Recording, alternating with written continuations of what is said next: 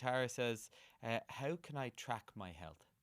Tracking wellness and health is one of the most important things people can do for their health, and they miss that. There was a phase a couple of years ago where society went through an anti-health tracking buzz. Thankfully, that's come full circle. Okay. It was really negatively viewed. How dare we track our health? Why would we track our health? Why wouldn't you track your health? I never saw it as a problem, but I rebelled against it to a point. I think we should all track our health. You should know something. There are a few things everyone should know. Your resting heart rate is one. What is your resting heart rate? And you should know it. How do you track it? A smartwatch will do it pretty accurately. What should it be? Between 50 and 70 beats per minute. If you're really fit, it'll go below. My own now is back down to 47. It normally sits between kind of 40, 45 and 55, depending on my training phase. The heart's a muscle. It gets stronger. It pumps as it becomes stronger. The amount it is required to pump reduces because it's producing more power. Heart rate's important because if you're going to get sick, it goes up. If it is increasing, you're at a higher risk of stuff. So it's easier. It's good to know. Your waistline, we should all know that. Where's your waistline? It's at your belly button. Tape measure. Take a tape measure. Meet it at your belly button. Breathe normally. Measure it in the morning, not the evening. Okay. High waistlines equals high risk of most health-related issues. Okay.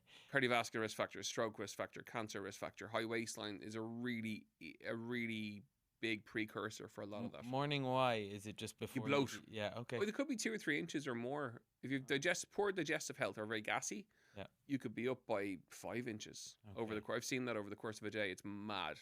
But the body, it just swells.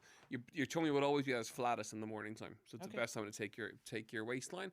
Take it once a week, same time, same day. Wednesday's a really good day for tracking health because if you've had a bit of crack at the weekend, by the time Wednesday comes around, you've kind of reset. Right. What should it be? Government RDAs are really low. I've always said 40 inches is the sweet spot, and below 40 inches is where you need to be. But actually, just like heart rate and all the other health measurements, maintaining it is important. So if you can maintain your numbers as you get older, you're healthier because they will all the numbers will want to go up. Right. Your heart rate's going to want to go up as you get more sedentary and move less. Your waistline's going to want to go up as you gain more fat mass and lose muscle mass. Your muscle and fat levels are going to want to change as you become more sedentary. So if you can maintain any of those numbers, you're healthier. So that's a really important point. It isn't all about losing or changing. Maintenance is equally as important. But if you can get it under 40 inches, we're very happy and your GP will love you because you're a lower risk factor for most things. Great. That's why it's important. And final one is the smart scales. Everyone should have a smart scales, even if it's cheap, even if it's only semi-accurate, it doesn't matter. You should know how much body fat you have and how much muscle mass you have. Your weight isn't overly important, but your muscle mass and fat mass are really important. Will you give us the numbers for the fat and muscle mass? Muscle mass is more the merrier. Okay. Yeah, whatever you have, keep it and try and gain it. How do you gain it? You move more, you eat a little bit more protein, which is 1 gram per kilogram body weight, and you lift weights. Fat mass, it should be under. The RDAs are funny. They should be under kind of 33% for women and under 25 or 26% for men. But what I see in practice in real world is if you have less than 40% body fat as a female, you're doing really well. Okay. Yeah, like the RDAs are funny like that. They can be quite low and restrictive, and they kind of turn people off, even thinking about it. But in real world, under 40% is really good for a female.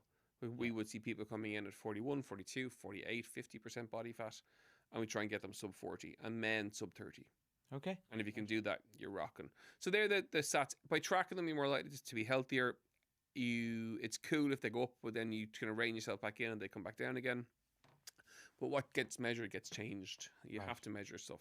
And how much are you paying for, like, if you want a good one but not break the bank? Smart scales? Yeah. About 100 quid. 100 quid. Okay. Why Things is the brand. I've no commercial link with them whatsoever, but we years ago bought one and found it quite good.